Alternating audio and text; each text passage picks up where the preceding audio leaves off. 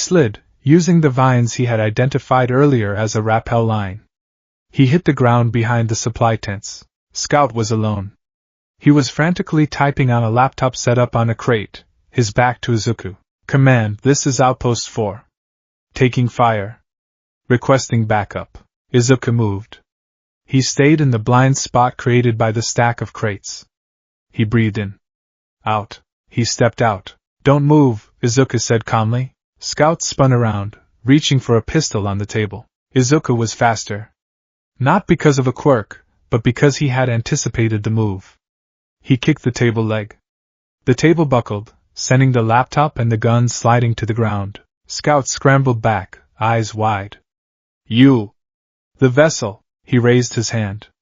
A sonic distortion wave began to form in his palm, an emitter Quirk. The jammer, Izuku reminded him. Scout tried to fire. PFFFBT. A tiny ripple of air puffed out, barely enough to ruffle Izuku's hair. Scout stared at his hand in horror. Izuku stepped in. He didn't use a flashy move. He used a judo throw he had practiced 1,000 times with Ojiro. He grabbed Scout's collar, pivoted his hips, and swept the leg. Scout hit the dirt hard. Winded, Izuku was on him instantly, pressing the flat of the combat knife against the villain's shoulder. Stay down, Izuku ordered. His voice was cold. It wasn't the voice of Deku the hero. It was the voice of someone who had nothing left to lose. Scout froze. You're supposed to be powerless. I am, Izuku said. He reached over and ripped the headset off Scout's head. He grabbed the walkie-talkie from the table. That's why you lost. You relied on your quirk to see me. You stopped using your eyes. Izuku grabbed a roll of duct tape from the table and quickly bound Scout's hands. He gagged him. Midoriya! Bakugo's voice came from the tree line. We got company! I can't hold them forever. The minigun fire was getting closer. They were circling back. Izuku grabbed the medical kit. He grabbed a handful of ration bars. He hesitated, looking at the laptop. Intel. He didn't have time to hack it. He smashed the screen with the hilt of his knife, popped the hard drive out of the side thanks to Mei's lessons on tech salvage, and shoved it into his pocket. Moving! Izuku yelled. He sprinted toward the west side of the clearing. There he is! Heavy burst through the trees, spotting Izuku. The minigun swiveled. Get down, nerd! Bakugo launched himself from a tree branch above Heavy. He didn't explode. He dropped like a stone, feet first, landing squarely on Heavy's shoulders. The impact drove the large villain face first into the mud. The gun fired wildly into the sky. Run! Bakugo scrambled off the stunned giant and sprinted alongside Izuku. They dove into the dense underbrush just as forearms came charging into the clearing, machete swinging. Cowards! The mutant villain roared. Fight us! Izuku didn't look back. He led Bakugo through a pre-planned escape route, a narrow animal trail that wound through a patch of razor grass. Izuku and Bakugo, smaller and more agile, could weave through it. The massive villains behind them would be slowed down by the sharp blades. They ran for 10 minutes until their lungs burned and the sounds of pursuit faded into the distance. The audit. They collapsed in a small ravine, sheltered by the roots of a strangler fig. Bakugo was panting, heaving breaths, wiping mud and sweat from his eyes. That was insane. Izuku leaned against the tree, clutching his prize. The medical kit. The radio. The hard drive. We did it, Izuku whispered. He felt a strange buzzing in his chest. It wasn't one for all. It was pride. Raw human pride. Here, Izuku tossed a ration bar to Bakugo. Bakugo tore it open with his teeth. You threw that guy. No quirk. Just threw him. Leverage, Izuku said, opening the med kit. He pulled out real antiseptic and painkillers. Center of gravity. He popped 2 pills dry and handed the bottle to Bakugo. Then he set to work properly splinting his wrist with the medical supplies. We need to listen, Izuku said, picking up the radio. He turned it on, keeping the volume barely audible. He tuned it, scanning the frequencies until he found the command channel. Static. Then a voice. Smooth. Cultured. Chilling. Report Unit 4. This is Unit 4, came Forearm's voice, breathless and angry. They raided the depot. Taking stock now. They took meds, food, and the scouts' comms. The students? Just 2 of them. The explosive one and the green one. But, sir, they fought like rats. No quirks. Just traps and ambushes. A pause on the radio. Interesting, the voice, silencer, said. Adaptation? I expected the explosive boy to break, but the other one. Midoriya. He is the catalyst. Izuku stiffened. Bakugo stopped chewing. Changes to the plan, silencer continued. Forget capture protocols for the others. Focus all assets on Sector 4. I want Izuku Midoriya. If he refuses to be captured, break his legs. Break his spirit. But bring him to the tower. Why is he so important? Forearms asked. He's quirkless right now. He's nobody. He is not nobody, Silencer purred. He is the vessel. He carries the legacy. And once I extract it, the era of peace will finally, truly end. The transmission cut out. Silence returned to the jungle. Bakugo stared at the radio, then at Izuku. His expression was unreadable. The legacy? He means one for all. Izuku nodded slowly. They know. They aren't just here to terrorize UA. They're here to steal it. Can they? Bakugo asked. Can they steal it while it's jammed? I don't know, Izuku admitted. But if they hook me up to that machine in the tower, maybe. He looked down at Notebook 13. He opened it to a fresh page. He wrote, Target, Silencer. Objective, protect one for all. Strategy, unknown. They're coming for you, Bakugo said. All of them. Yeah, good, Bakugo said. He cracked his knuckles. A grin, a real, feral, Bakugo grin, spread across his face. That means we know exactly where they'll be. Izuku looked up. Kaken? You're the bait, Deku, Bakugo said, standing up. And I'm the trap. Izuku looked at his friend. For the first time in days, he didn't feel alone. No, Izuku said, standing up to join him. He picked up the knife. We're the trap. He looked into the dark jungle, his green eyes hardening. Let them come. The jungle of Titan's Garden did not sleep. It merely changed shifts. As the bioluminescent fungi began to pulse with a ghostly blue rhythm along the tree trunks, the nocturnal predators emerged. But tonight, the most dangerous things in the forest were not the mutated jaguars or the carnivorous vines. They were two boys covered in mud, moving with the silence of ghosts. Izuku Midoriya led the way. His movement was a study in calculated minimalism. Every step was placed with intention, rolling from the outside edge of the boot to the toe to distribute weight and silence the crunch of dry leaves. His right arm was strapped tight to his chest, the makeshift splint holding his fractured wrist rigid. His eyes, usually wide and full of nervous energy, were narrowed slits scanning the gloom. Behind him, Katsuki Bakugo followed. The explosive boy was learning. He had stopped fighting the jungle and started respecting it. He moved lower to the ground, his center of gravity dropped, his breathing synced with the rustle of the wind. He was no longer a walking detonation, he was a coiled spring. Tracks, Izuku whispered, stopping by a patch of soft earth near a stream bed. Bakugo crouched beside him, squinting in the dim light. More villains? No. Izuku touched the mud. Look at the indentation depth. Lighter than the mercenaries. And the tread pattern, standard issue UA survival boots. He traced a faint yellow smear on a nearby rock. And this, oxidized residue. Electrical discharge. Dunce face, Bakugo grunted, recognizing the sign of Denki Kaminari. And here, Izuku pointed to a series of small, frantic depressions. Sticky spheres. Mineta. And large, flat prints. No shoes. Coda. The idiot brigade, Bakugo muttered, though there was a flicker of relief in his voice. If they're together, that's good, right? Not necessarily, Izuku said, his voice grim. He pointed ahead, where the tracks disappeared into a dense thicket of bamboo. They're running. See the spacing of the strides?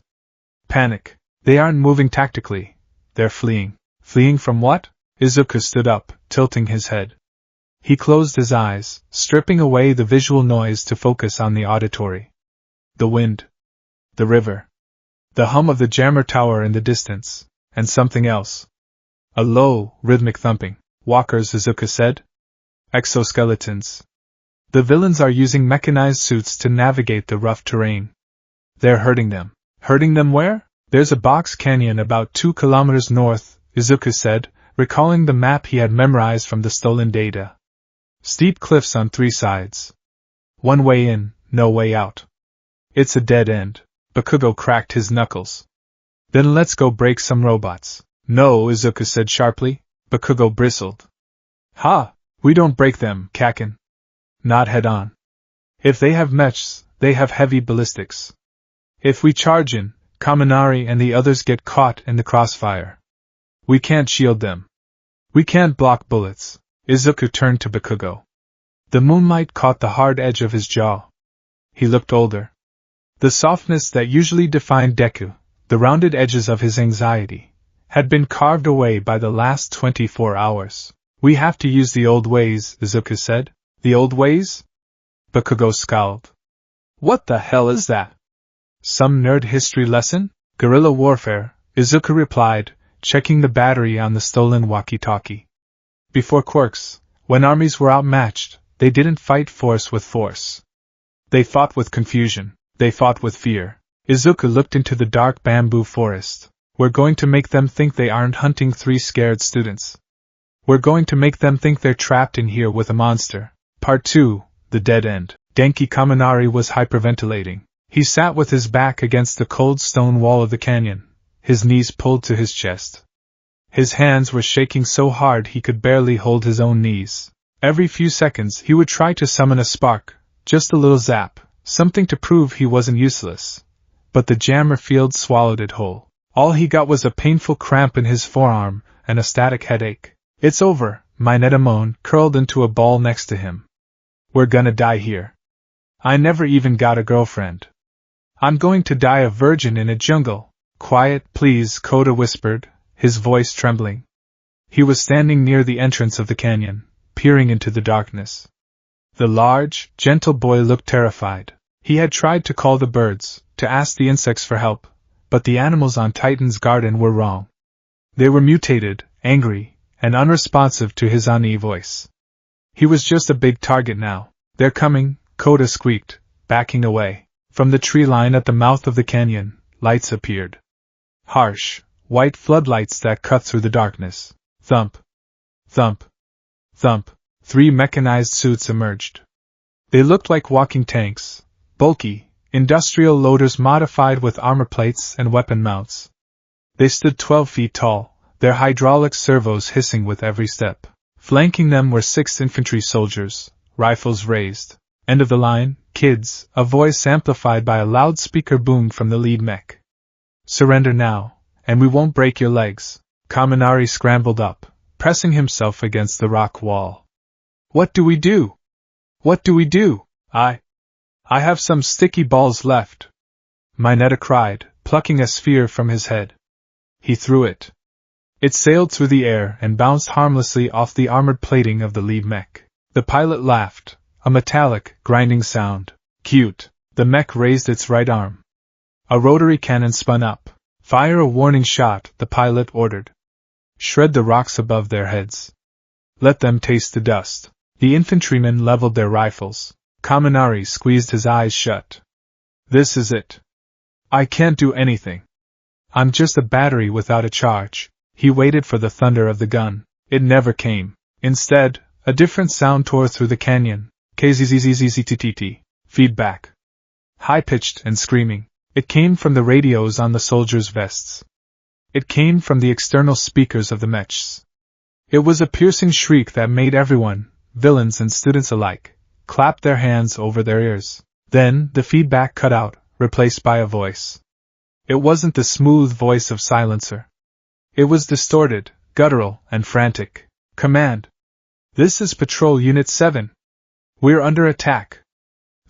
Oh God, they're everywhere. It's not the students. It's something else. The lead mech pilot paused. Unit 7? Who is this? Identify. They're in the trees. The voice on the radio screamed. The shadows. They have knives. They have. Arg. The transmission ended with a wet, gurgling sound and then static. The villains in the canyon froze. They looked at each other nervously. Is that real? One of the infantrymen asked, lowering his rifle slightly. Unit 7 is just a mile east of here. Maintain discipline. The mech pilot shouted. It's a trick.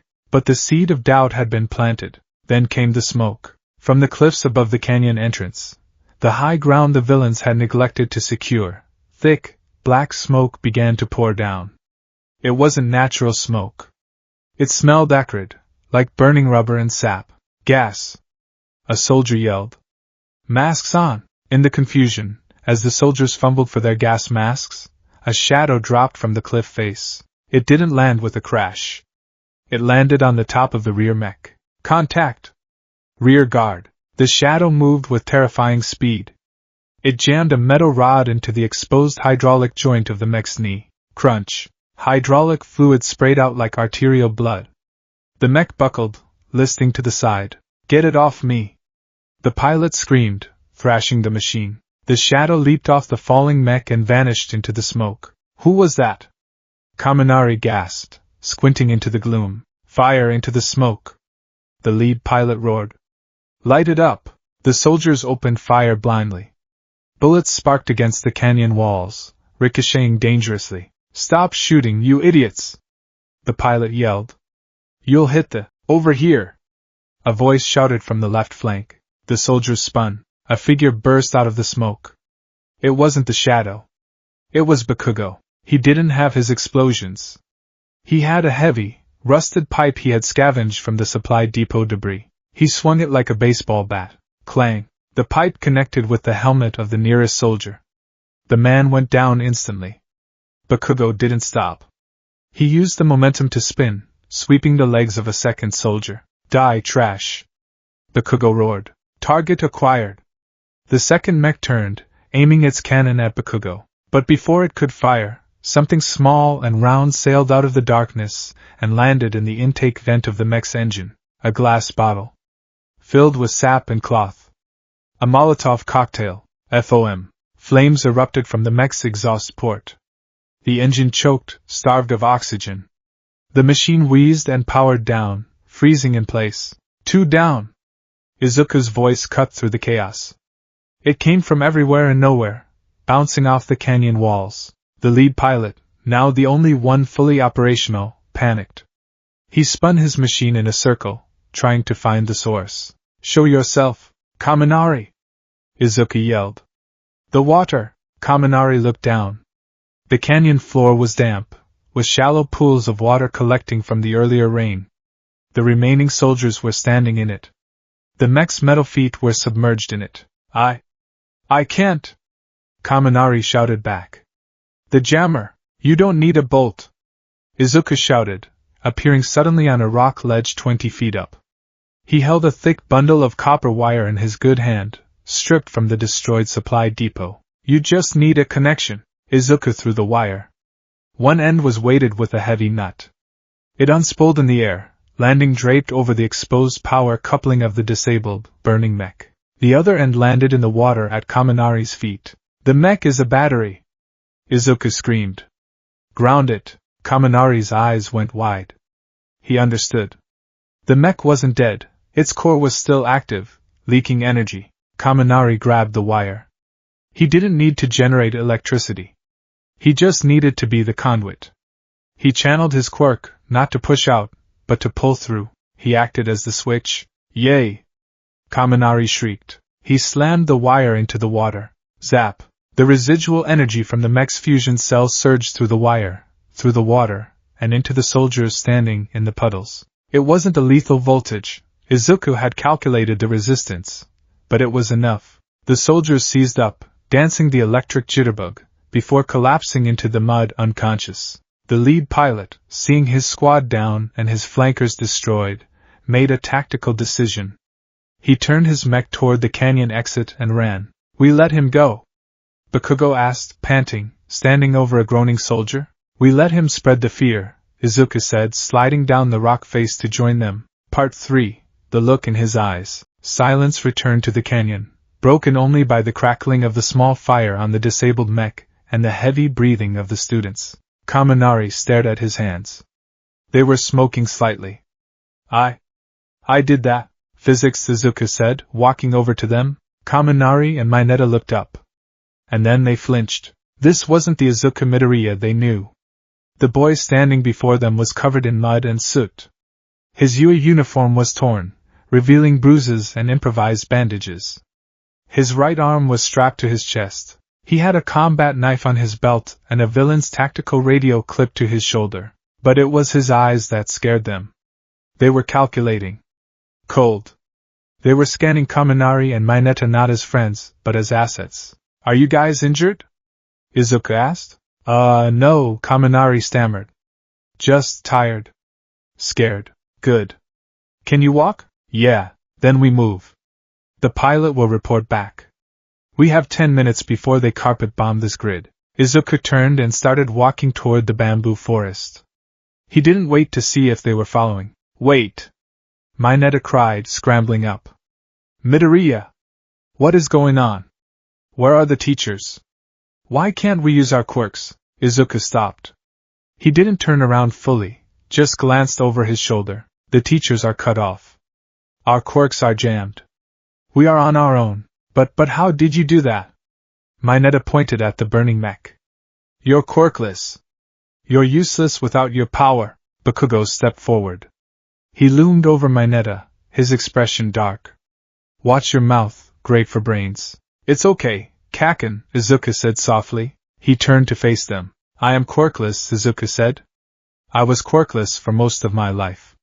You guys, you've relied on your powers since you were 4 years old. You define yourselves by them. He walked closer to Mineta, who shrank back. But out here? The jungle doesn't care about your quirk. The villains don't care. If you wait for your power to come back, you die. If you wait for a pro-hero to save you, you die. Izuku held up his good hand, clenched into a fist. We don't fight like heroes tonight. We survive. We cheat.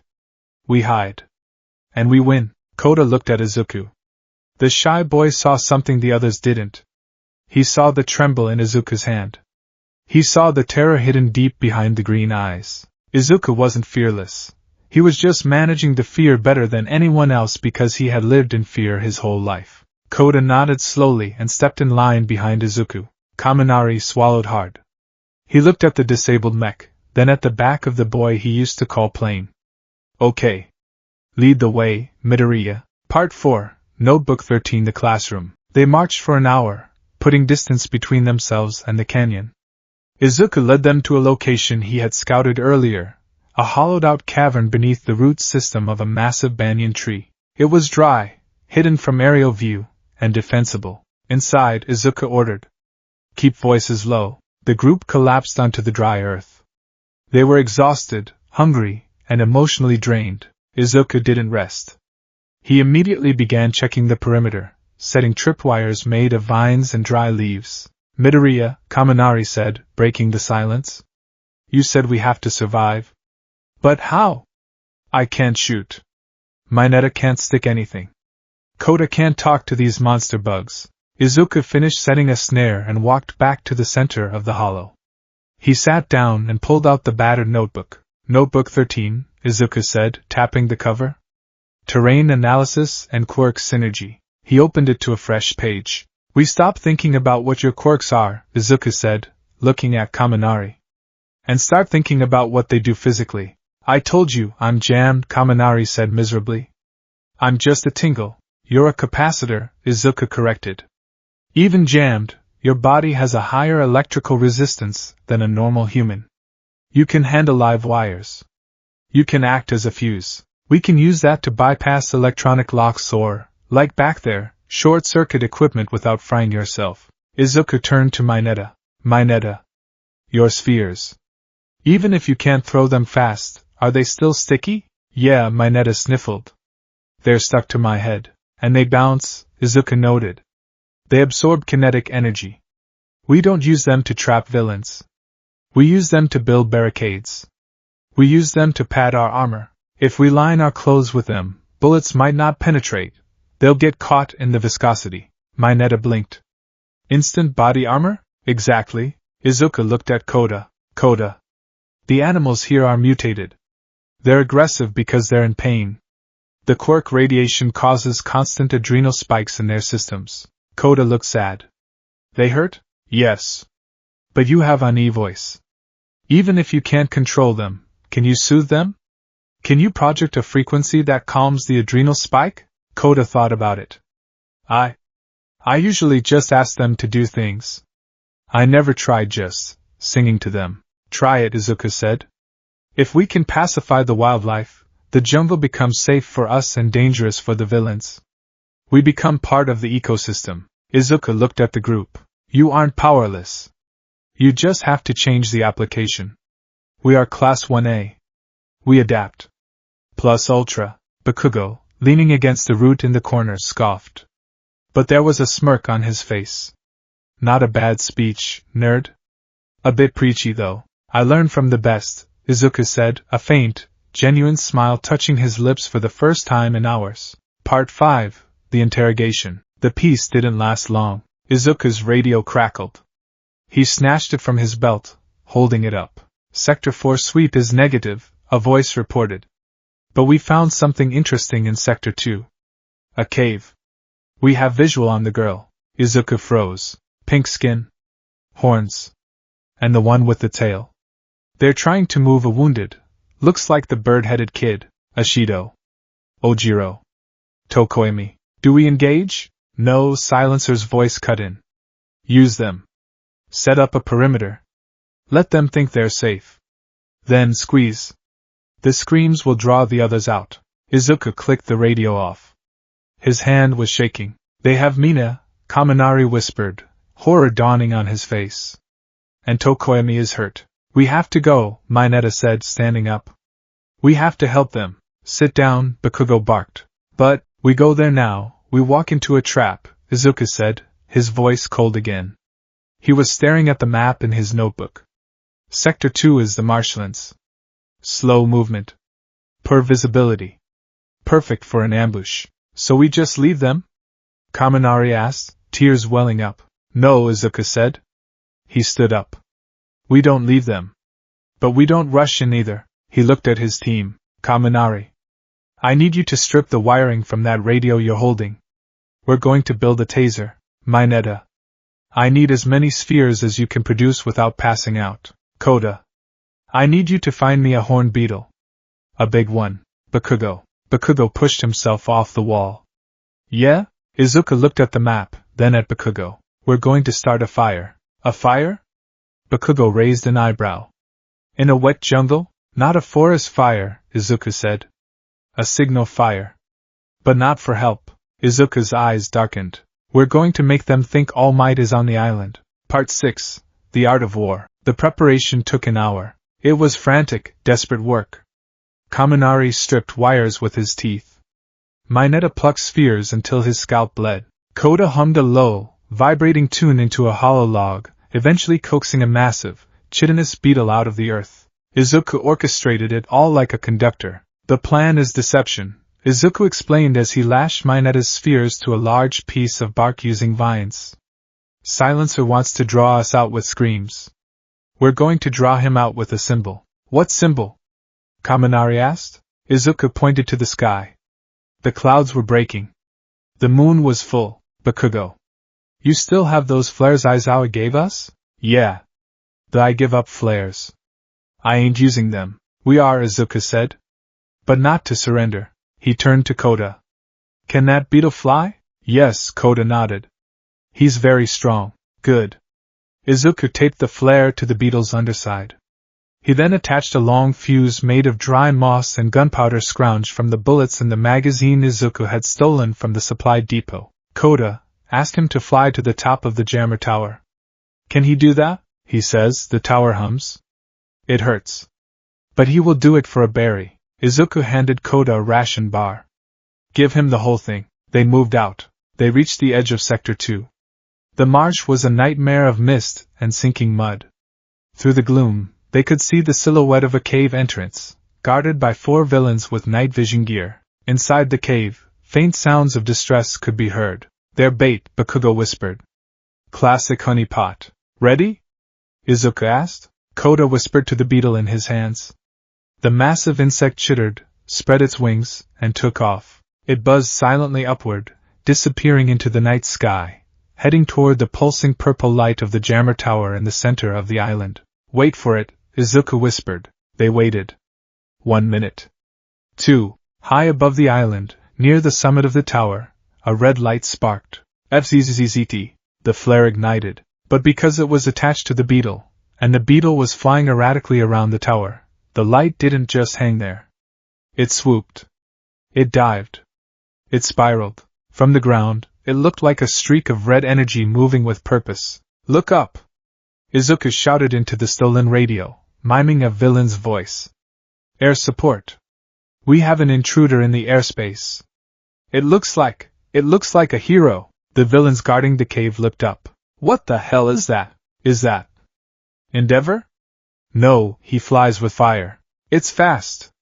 It's circling the tower. While every eye was turned upward, distracted by the inexplicable red light show, Izuku gave the signal. Now, Mineta rolled the sphere shields, large pieces of bark covered in sticky balls, down the hill. They gathered speed, bouncing silently. They hit the villains from behind. What the? The spheres stuck. The villains tried to pull them off, but their hands got stuck to the shields. They were effectively handcuffed to giant logs. Go! Go! Go! Bakugo and Izuku burst from the reeds. Bakugo tackled the nearest villain, drop-kicking him into the marsh water. Izuku slid past, heading straight for the cave. Mina! Ojiro! He slid into the cave entrance. Ashido was there, holding Tokoemi. The bird boy was unconscious, his feathers matted with blood.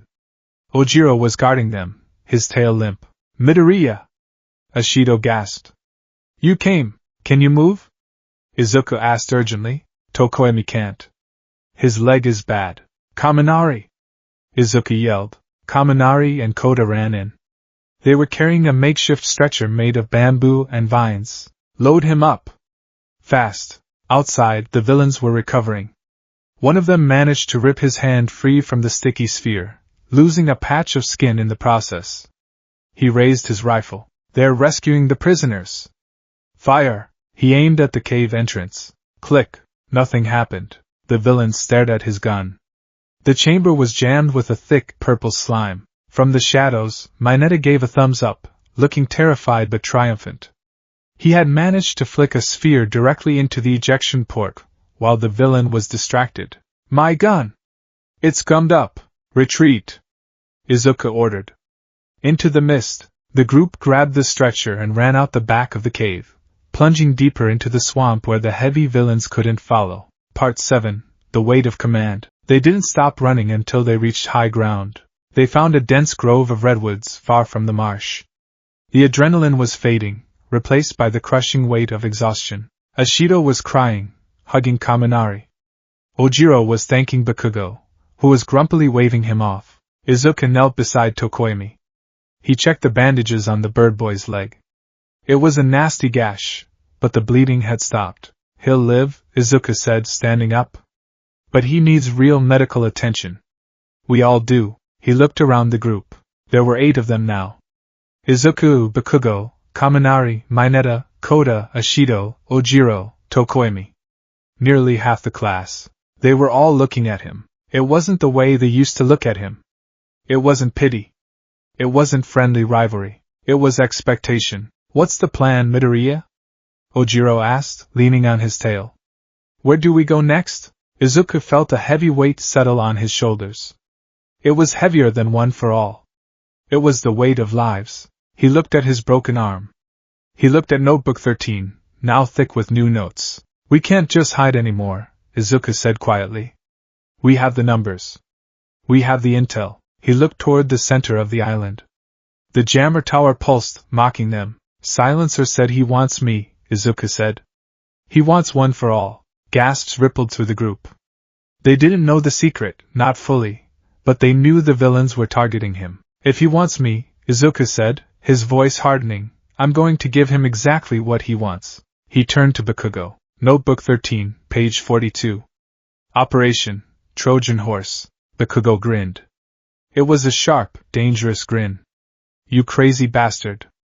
That's a suicide mission. No, Izuku said. It's a rescue mission. He looked at his classmates. We're going to take that tower down. And we're going to do it without a single quirk. Thunder rumbled overhead, echoing Izuku's promise. The storm was returning, but this time, the students of Class 1A were the storm.